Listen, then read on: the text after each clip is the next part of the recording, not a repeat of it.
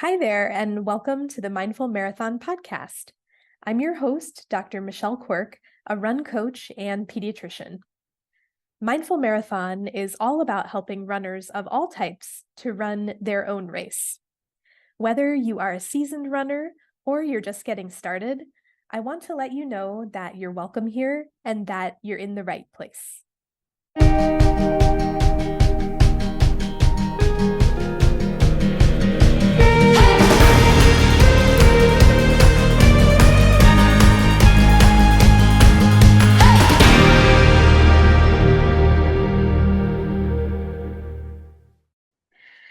Hi, everyone, and welcome back to the podcast.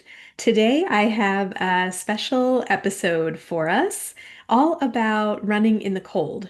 So, as you know, I'm based in the Northeast, in the suburbs of Philadelphia, and we are in the midst of fall. We are in it, and I really love this time of year. I love running in the fall and the leaves changing and the crispness in the air. And I've gotten a lot of questions in my Instagram DMs and by email and just friends texting asking about what they need to wear, what gear they should put on their Christmas list, and all of these things. So I thought it was a timely episode for this as we head into the holiday season and the colder months and, talking all about why running in the cold is so fun. I think from the beginning, let's frame this as embracing outdoor running in the colder months. So I know that this is not everyone's favorite, but I think, running in the cold can be both a challenge and an opportunity. And we'll talk about that. So, I'm thinking back a couple of months to those hot, hot days of July and August, and especially that half Ironman race we did when we were running at like noon in 95-degree weather and the sun was just boiling. And so, in that moment, I was longing so much for the fall and longing for running in the cold. And so now we are here. And so I feel like I am ready to fully embrace it. And we'll talk about what makes it a challenge and how we can best prepare in terms of what to wear, how to stay safe, and also, keep that mindfulness alive through this cold weather season. This past weekend, a lot of my Mindful Marathon athletes and I completed the Run the Bridge 10K, which is over the Ben Franklin Bridge in Philly, and we had just the most fabulous weather for a race, if you ask me. It was a little chilly to start in the 40s and then got up into like the low 50s with the sun out by the time we were done. Not a cloud in the sky, just beautiful. And we had tons of PRs. Everyone had such an amazing time.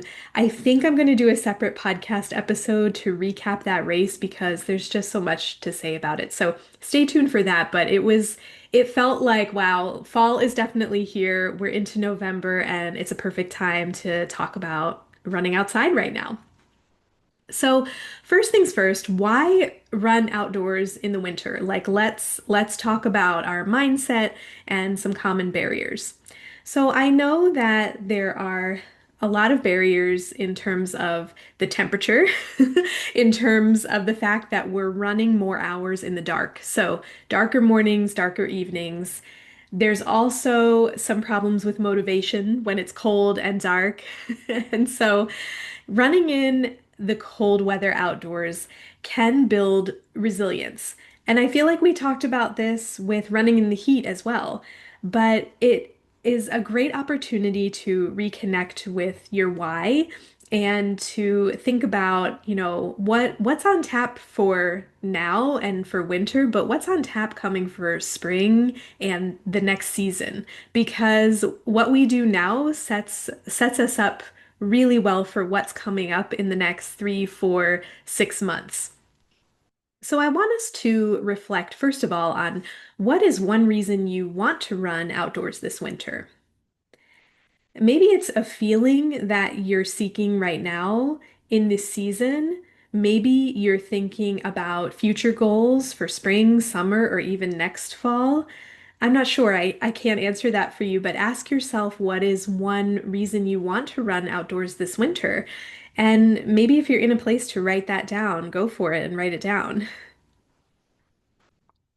Now, for the second part of this, we'll talk about essential gear and some layering strategies. So, this is the part where we develop maybe a holiday shopping list of things that you might need for cold weather running. And I have a blog post to accompany this podcast episode. So, there's a blog post that I will leave in the show notes, but it's all about running in the cold. And on the gear, there is a section that is 5 essential pieces of cold weather running gear. So I'll leave that link below. But we'll go through each of these things very briefly here. So the name of the game is layers, and we'll talk about why. So first up, the 5 essential things that you really need. One is a long sleeve wicking base layer. And what I mean by that is basically avoid cotton or fleece or anything that holds onto your sweat. So I know we want to be warm, but as we start running, we're still going to sweat in cold weather. And so you want a nice base layer that wicks the sweat away from your body and doesn't leave it hanging there. And that will end up making you colder in the end. So, first piece of gear, long sleeve wicking base layer. The second essential piece of gear is an outer layer. So, a running vest, a fleece, some kind of a jacket that you can put over the long sleeve wicking base layer. And it's something that you can easily take off if needed if you warm up. The third essential piece of gear, probably you can imagine, running tights, especially when temps drop, below freezing. We'll talk about 2 different types. I have no affiliation here with Athleta, but I love the brand and I love their running tights for winter.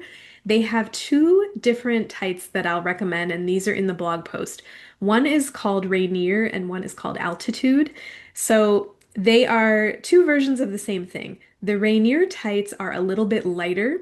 They have a very light lining, and I like those when temps are in the low 40s and high 30s. Now, the altitude tights, those are all fleece. And so those are my warmest running tights that I own. Again, I'm in the Northeast and it's very rare that we get like below 0 temperatures. So I know people who live in like Minnesota are laughing right now, and I know you have warmer tights than these altitude tights. But for me, this is about the coldest I will run in, and I have worn the altitude tights when it drops below freezing. So they're fleece lined, they're very warm, very lovely. The Athleta tights are a little bit expensive, I will say, but they hold up really well. I have had pairs of these tights for years. I mean, well over 5 years. And if you think about it, you're not wearing them a ton. Like, there's only a couple of months of the year that you really need to wear them. And if you treat them nicely, they will last you a long time. So I have links to those in the blog post if you're interested. Now, the fourth piece of essential gear would be some kind of ear coverage. So I have a couple things. I have an ear band that, protects the ears, but the rest is obviously open.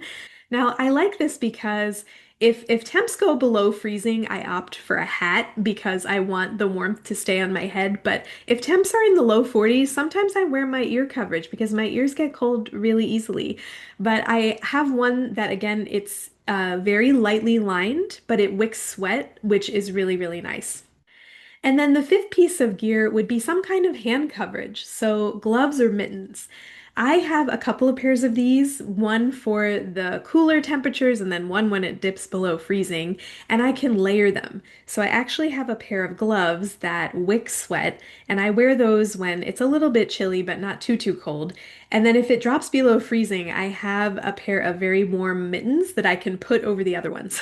So those are very nice and fuzzy and warm, and I get cold hands and cold ears really easily, so you may see me wearing gloves when you might not feel the need for gloves.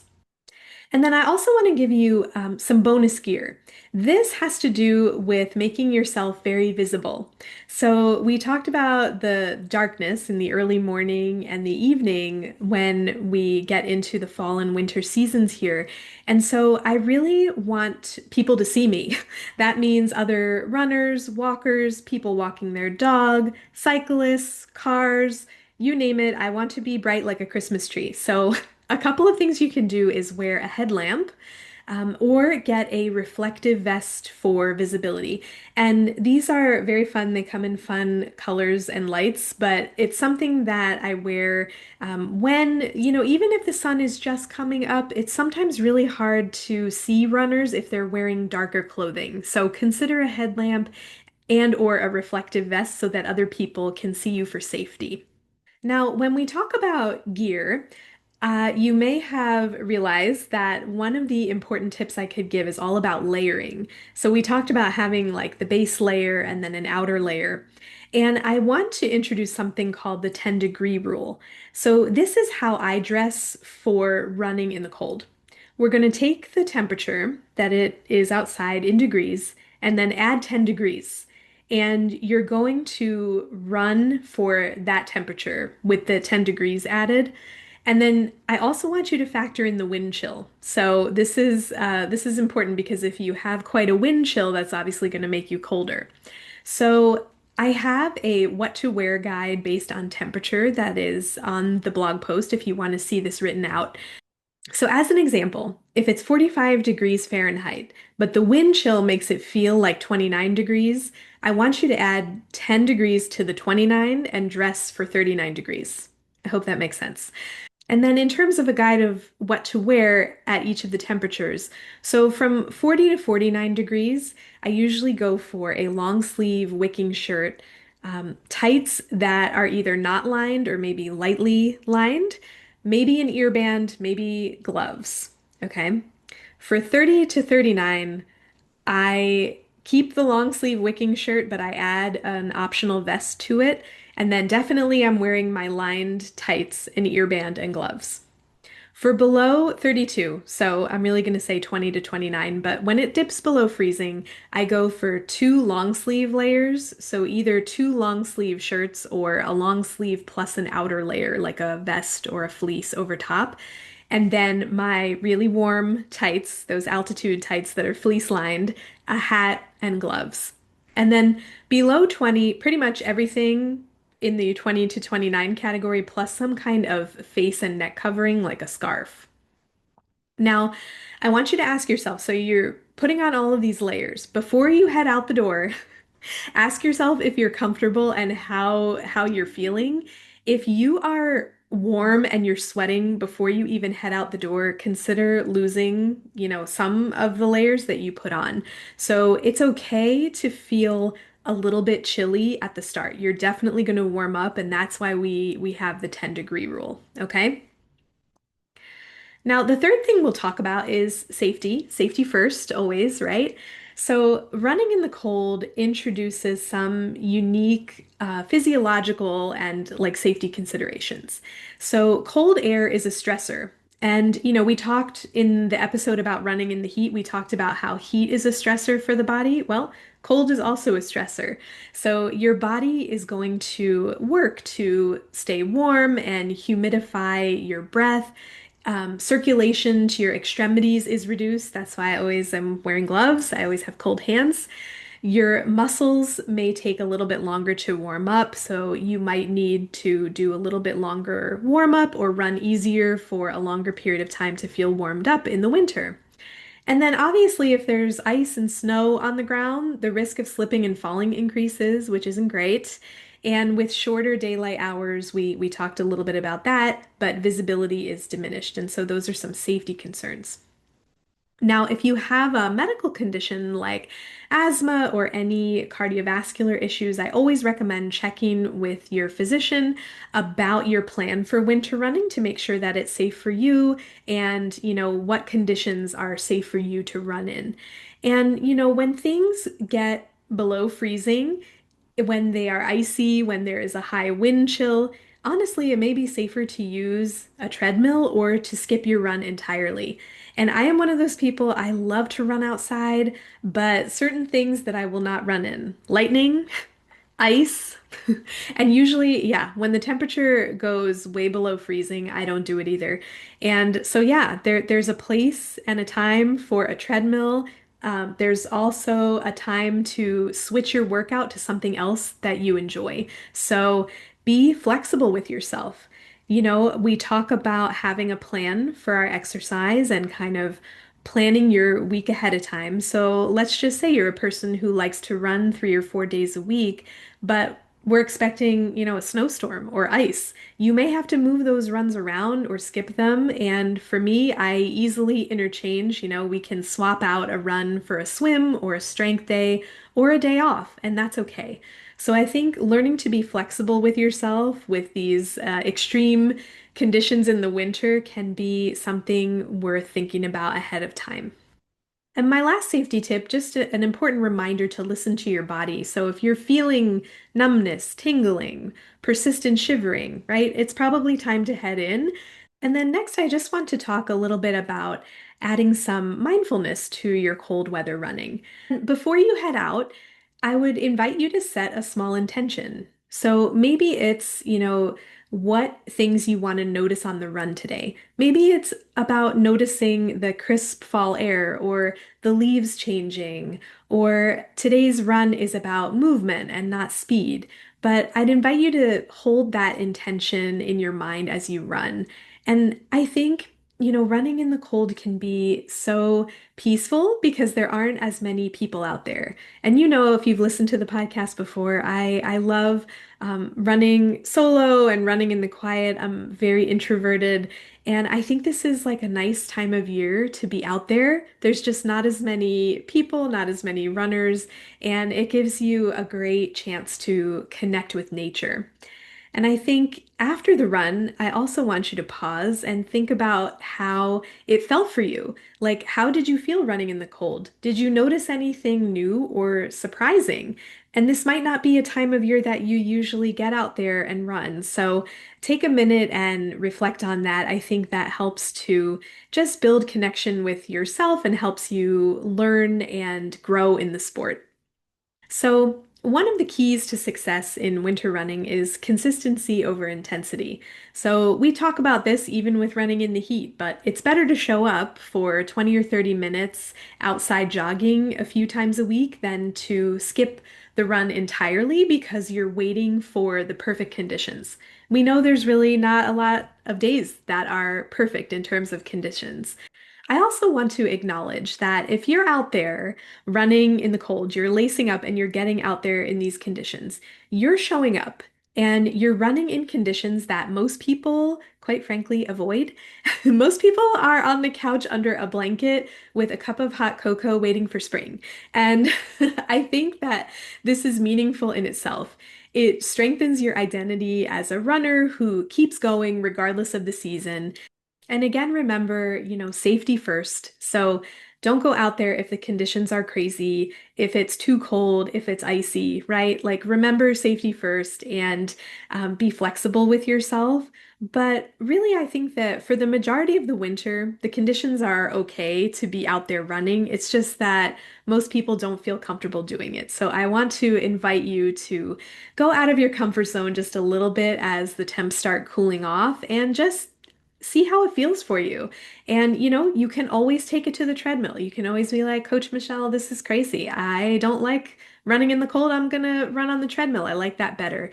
And I think that's fine. Okay, so there you have it. Those are my best tips for running in the colder weather. And again, check out that blog post that's on my website. I have links to all of the gear tips that I recommended, more information about layering, the 10-degree rule, and what to wear by each temperature. So check that out. And then before we wrap up, I want to share something really exciting that is coming up next month. So on December 11th, I'm going to be hosting a special live workshop called Running Resolutions, Turning Dreams into Distance. It's going to be a chance to pause, reflect on 2025 and all that happened in your running and your life. And we're going to set running and life goals for 2026 with intention and clarity and a little bit of mindful marathon magic. So I'm going to share more details soon, but for now, just save the date, Thursday, December 11th, and stay tuned for registration to open up shortly. That's all I have for you today. So thank you so much for being here. Thank you for listening. And if this podcast episode was helpful, please send me a message on Instagram. I am at mindful.marathon. DM me. I would love to hear your thoughts and ideas for future episodes. So thanks again for being here, and I will see you next week. Thank you for listening today. If you enjoyed the episode, please share it with a friend. And if you have a moment, please rate and review the podcast so that we can reach and encourage others to tie on their sneakers and join us out there on a run. See you next time.